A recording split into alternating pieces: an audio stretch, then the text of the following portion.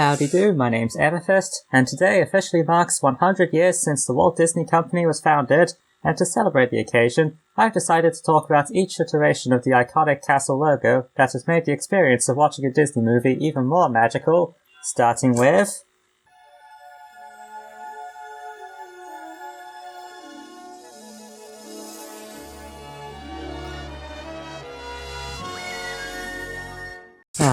nothing gets more iconic than this blue logo animation.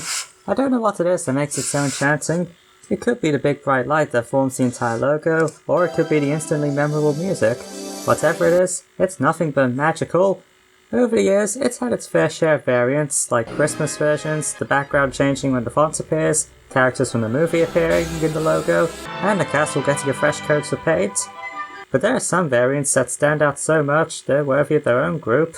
For starters, Home on the Range cattle prods the logo, Atlantis the Lost Empire had a brief but beautifully oceanic boat vessel style, Cinderella 2 forms the logo through fireworks, Lilo and Stitch adds a sci-fi twist to the structure, twice, and George of the Jungle smacks right onto the castle in the second movie.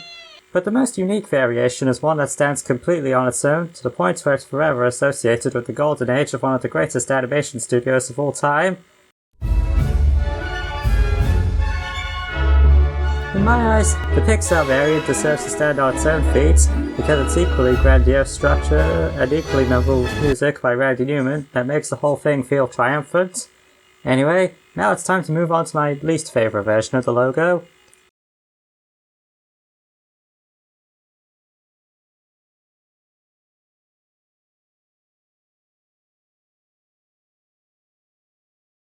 I don't know what it is about the flashlight logo, but I've never been fond of it, even as a kid. The reason could be the general creepiness the animation gives off, or it could be the lack of When You Wish Upon a Star, but regardless, I just don't like it. The only nice thing I could say about it is that they chose the right movies to attach this logo on. Surprisingly, there's a small amount of variants, including Sky High's transition into the movie's opening, and the blue variant in Ice Princess. And then there's the Wild, which gives the logo a nice 3D look to it, as well as some trees and foliage. Anyway, now it's time to move on to the next iconic version of the logo.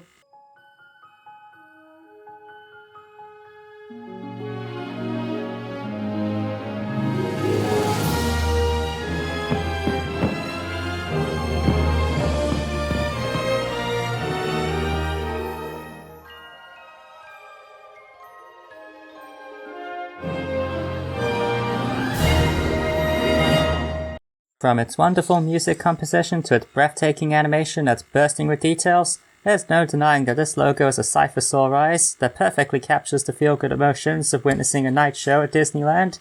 Just like what became before it, it has a plethora of variants that's mostly used for live-action movies, and they can range from transitioning into the opening scene, adding a filter over the logo, changing the color, changing the scenery to fit the movie, to even changing the castle into the one that appears in the movie, with Tron Legacy and Tomorrowland going the extra mile by changing the entire layout.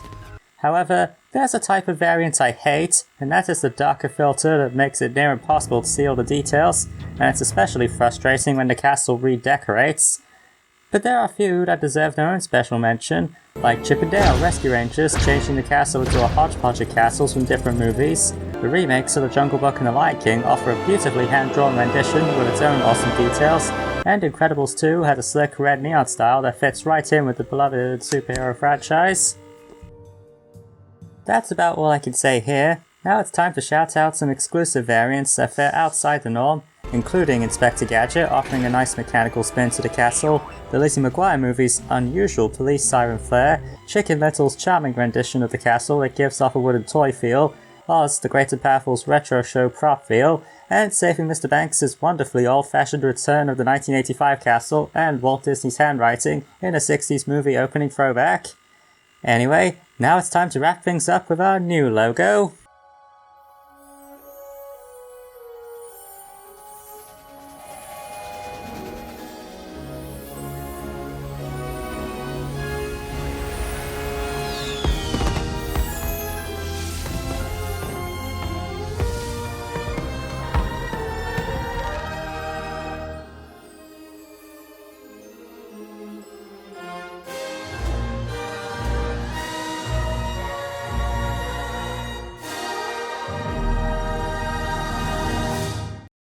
I never thought the 2006 logo could be upgraded into something better, but this Centenary logo knocks it out of the park.